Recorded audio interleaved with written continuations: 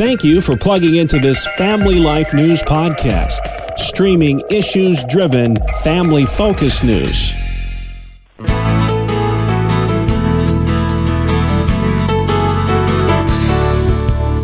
And welcome back to another edition of Issues in Education. Mondays during the Noon Report, we spotlight the weighty issues that impact our public schooling families with the good Dr. Ralph Kerr at the Teaching and Learning Institute. The birthday boy. Happy birthday, Ralph. I'm not even going to try to guess your age, but somewhere between 50 and 55. Am I close? I'll take that anytime. Absolutely. Thank you. Well, I hope you're having a great birthday, sir, and we're continuing our COVID-19 coverage. It is official, Ralph. No school the rest of the academic year in New York and Pennsylvania, so it is online learning from here on out. And as those kiddos start to acclimate to this, there is studies out that suggest students fare better in the classroom than they do with this remote learning. If you would explain to our audience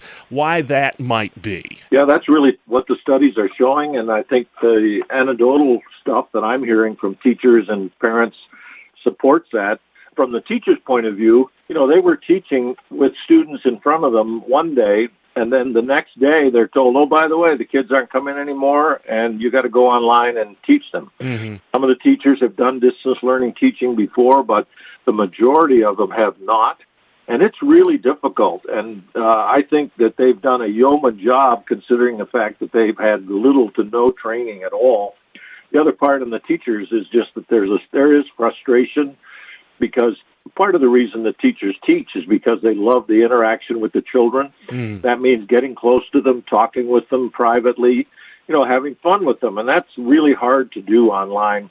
From the kids' point of view, a lot of the students, unfortunately, are not coming online. Sometimes it's because they don't have the ability as far as the technology piece.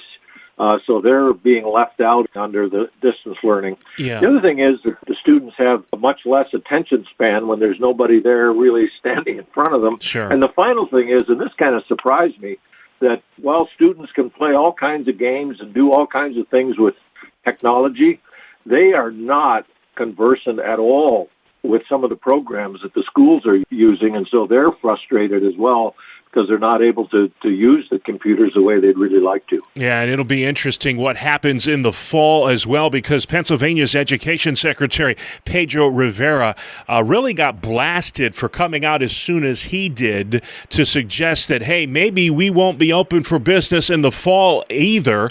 What do you think, Ralph? Do you think that schools in September will be open in New York and Pennsylvania? If I could tell you that with some certainty, I wouldn't be talking to you. I'd be doing a lot of other things. When we're done with that, I want you to give me some stock advice, too. So. Yeah, there you go. Yeah. And I got some land in Florida I might want to talk to you about. Exactly. Also. Listen, I think that, the schools probably will open because the parents are so frustrated, and some of them rightfully so, because they're being stopped from going to work and things like that. But I think it'll be a modified school. I mean, some of the early people that are around the country that are trying to look at school now are dealing with, seating in the classroom. What are you going to do on the buses? Are you going to add more bus routes? Some of them are actually not having a cafeteria, so the children are not able to eat together. Yeah. And then there's going to be a certain amount of parents who are going to be apprehensive about sending their children. So schools may be open in September, but it's going to be a whole different world than what we've been used to in the past, and it's going to take a lot of patience and adjustment. All right, I think you're onto something there, Ralph. Then finally, the schools close the rest of the year. What does that mean for that school budget vote in New York? They suspended it until at least June. Now there's a question of whether it will happen at all. If that is the case, what happens then, Ralph? Well, I think it will happen, but it's going to happen via mail, which is a really risky situation for the schools. Although I did see a cartoon that said, I'll never vote against the school budget again. That was a parent that said that. Yeah. Right now, districts are required to send an absentee ballot and also a voting ballot on the budget to every resident in the district with a self-stamped addressed envelope, and the people are supposed to send those back, and then the counting will be done on that basis.